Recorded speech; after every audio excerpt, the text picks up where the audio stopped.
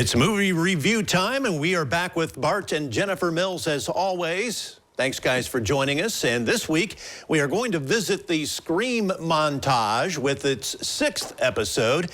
This one stars Jenna Ortega, and Courtney Cox is back for more. Tell us about the cast of this one. Well, the cast is sort of a lot of that montage of the last few. This is the 6th in the series, and this one really is the 2nd in the reboot series, if you could follow that. So a lot of the cast from the 5th round come back, including the directors who did Scream 5, as well as Ready or Not, which was a really good movie, by the way, if you haven't seen it. So when we have Jenna Ortega, as you said, Melissa Barrera, Courtney Cox, Dermot Mulroney, and then Hayden Panettiere, who was actually in the 4th one, right? The 4th, the 4th one. So she comes back. So it's like, as Scream has done over the years, they bring back some of the old school victims and then add some new ones. And so the majority of this is the final 4 of the last episode, which was Scream 5. They called themselves the Core 4. Yes, the Core 4. So, Jennifer, looking at some of the reviews, it looks like what I'm seeing anyhow online, most everyone really likes the suspense part of this flick. Well, the great thing with the Scream movies is it's almost like a murder mystery.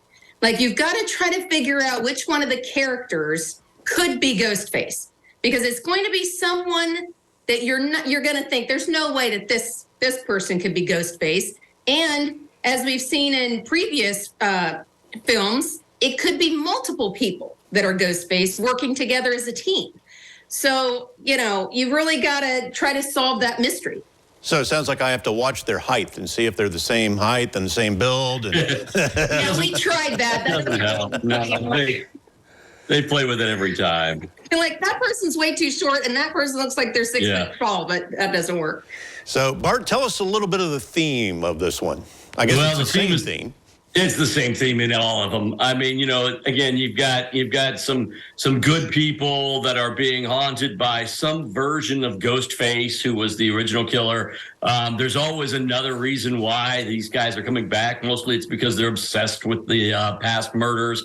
The fun thing about this, I mean, it really is a sort of cut and paste kind of scripting, but it's fun because you're familiar with it from the original Wes Craven Scream, how many ever years ago, but it's also, it's a very meta take on things, and it's gotten to the point where it's actually a meta take on its own franchise. So you always have this monologue that comes on from a film nerd talking about exactly what could happen, because this is what always happens in horror movies and everything else. So you get the same jump scares that you would get from a traditional classic horror movie, but there's a comedy element to it. There's a meta element to it. It always makes you feel a little bit smarter than you probably deserve to be just watching it. And so that's why the franchise is so successful. All right, we're down to our last 30 seconds. I want each of you to give me your thoughts, your thumbs up, thumbs down. Jennifer, you're first.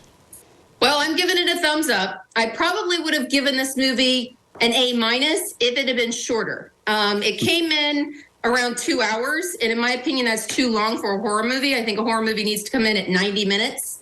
So if they trimmed it a little bit, it would have come in at an A-, but I would say a solid B, 2 thumbs up from me. Bart? I agreed. I mean, I think if you like the Scream franchise, you're going to like this one, so go see it. All right. Thanks for the review of Scream 6, and we'll be back with more right after this.